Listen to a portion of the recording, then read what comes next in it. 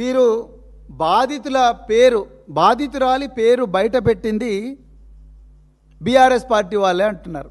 ఇంతకన్నా ఘోరమైన నీచమైన అబద్ధం ఇంకోటి ఉండదు. రేవంత్ రెడ్డి గారు, మీరు ముఖ్యమంత్రి హోదాలో ఉండి ఆ విధంగా మాట్లాడుతున్నారంటే ఇక మీ వ్యక్తిత్వం ఏందో మీరే పరీక్షించుకోండి.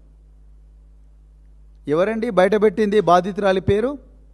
ఎవరు బయటపెట్టినరు? బీజేపీ వాళ్ళు బయటపెట్టినరు. అసలు బాధితురాలు పేరు ఏంటి అనేది ఎవరు బయటికి తీసుకొచ్చిండ్రు? కరీంనగర్ 2 టౌన్ పోలీస్ స్టేషన్లో ఈ అమ్మాయికి వ్యతిరేకంగా మీ కింద పనిచేస్తున్న కరీంనగర్ పోలీసులు మే 8వ తారీఖు సాయంత్రం 5:30 గంటలకు వీళ్ళు మాకు ఎఫ్ఐఆర్ చేయండి అని పేట్ బషీరాబాద్కి వస్తే ఉల్టా మీరు కరీంనగర్లో వీళ్ళని భయపెట్టించడానికి ఒక కేసు రిజిస్టర్ చేశారు. అది కూడా ఈ నిందితుడు బండి సాయి భగీరథ్ అక్కడికి పోకుండా ఎవరినో పంపిస్తే కేసు రిజిస్టర్ చేశారు. అందులో ఈ అమ్మాయి పేరు, ఈ అమ్మాయి తల్లి పేరు, ఈ అమ్మాయి తండ్రి పేరు రాసి బీజేపీ వాళ్ళు దీన్ని బయటపెట్టినరు.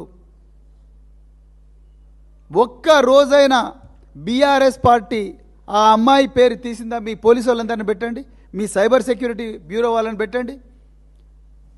ఈరోజు సోషల్ మీడియా హ్యాండిల్స్లో అన్నీ చూస్తున్నారు కదా మీరు సైబర్ సెక్యూరిటీ బ్యూరో వాళ్ళని పెట్టి చూడండి. బీఆర్ఎస్ వాళ్ళు కానీ, బీఆర్ఎస్ సోషల్ మీడియా హ్యాండిల్స్ కానీ, లేకపోతే బీఆర్ఎస్ తెలంగాణ భవన్లో ఎప్పుడన్నా కూడా మేము పెట్టిన ప్రెస్ కాన్ఫరెన్స్లో కానీ, మేము ఇక్కడ వీలుగానప్పుడు చేసిన వీడియోలు కానీ ఎక్కడైనా ఒక్క చోటైనా అమ్మాయి పేరు బయట పెట్టినామా? పెట్టలేదు. మీ సహకారంతో బీజేపీ నాయకులు, బండి సంజయ్ అనుచరులు, బీజేపీ ఐటీ సెల్ వాళ్ళు పొద్దున లేచినప్పటి నుంచి రాత్రి వరకు ఇప్పటికి కూడా ఆ అమ్మాయి పేరు బయట పెట్టడం, ఆ అమ్మాయి మీద వీడియోలన్నీ కూడా సోషల్ మీడియాలో సర్క్యులేట్ చేయడం మీరు పెట్టారు.